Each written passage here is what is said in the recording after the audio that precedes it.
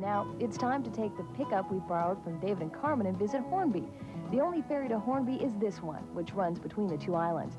And that means all the visitors who flock to Hornby have to go by way of Denman. And what's Denman Island? A speed bump on the way to Hornby. Now, that's the old joke here. At the ferry dock on the Hornby side, you'll find the only pub on either island, the Thatch. Hornby is home to a lot of people, including some well-known artisans, like Potter Heinz Laffin. For Heinz, the influx of summer visitors means he can make his living right here. When I first moved here, I had to pack all my stuff up and take it to Vancouver and Victoria. Now I can sell everything directly. Charge a bit more. It's still a lot cheaper than it would be in the store. Heinz and his wife grow a lot of their own food. They're self-supporting, their lifestyle modest. Good islanders, I'd say. Islanders, islanders are right to the bone.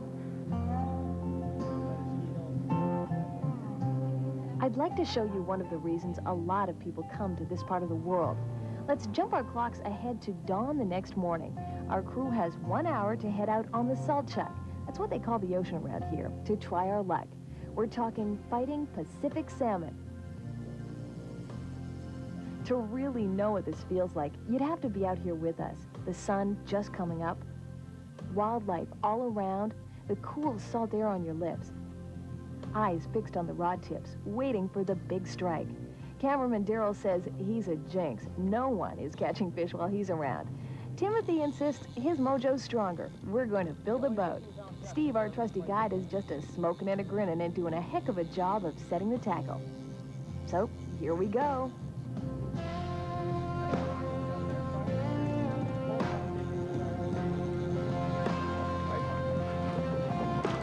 There you are. That's the people. This is definitely bigger than the other one.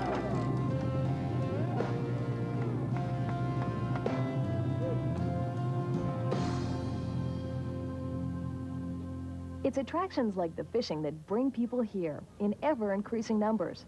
Tribune Bay is still uncrowded for our visit, but in the peak summer months, it's draped in tourist flesh. Tribune is the Waikiki of these islands, much to the chagrin of the locals. Perched far above, out of eye line of the crowd, is one of the finest homes I've seen. It's called Eagle House, inspired by the longhouses of the West Coast Indians.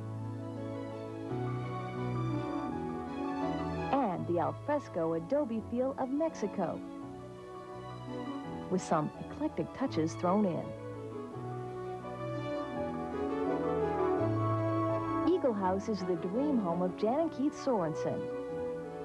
Now, Jan and Keith are very nice people, and they've done a fine job here, no question. They're also land developers, and for many islanders, developer is a four-letter word. I asked the Sorensens just how much of a chunk of paradise they're talking about here.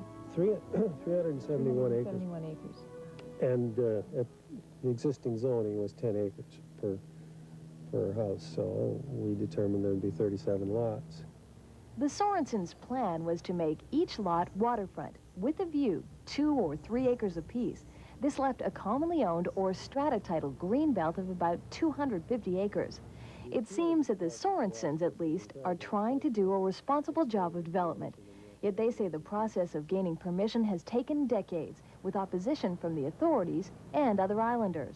You have to have a finished product before they know you're doing a good job, so they kind of, most people like to kind of oppose it on principle, and then after you've done a good job, then a lot of the locals have come to us and said that we've done a really good job and they're pleased with what we've done. Yeah, but it wasn't particularly about the house. It was about the fact that we're developers, and developer is not a nice word on these islands. The touchy topic of real estate development brings up regulation. And our next stop, the home of Carol Martin, head of the Islands Trust, right here on Hornby.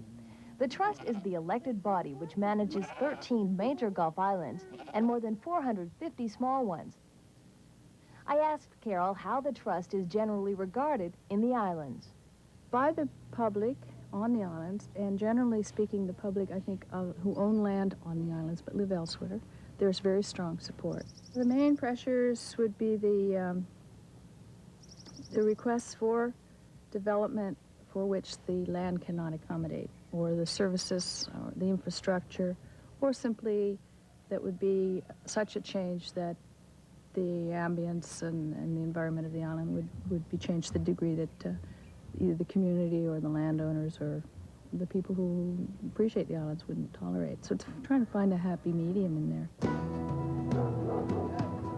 So much of what's going on in the Gulf Islands comes down to your point of view. At the Hornby Island Co-op, I asked about the best and worst of life on Hornby. Learning to give and receive freely is probably the nicest thing about living here. What is the worst thing? We're alone. That's the worst thing. We're the only ones giving freely. This place geographically has a lot of power. It does. It just does.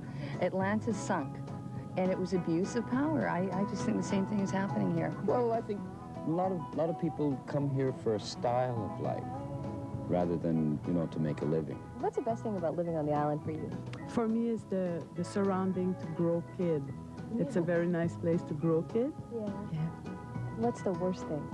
What's the worst thing? The water and the smallness of the place.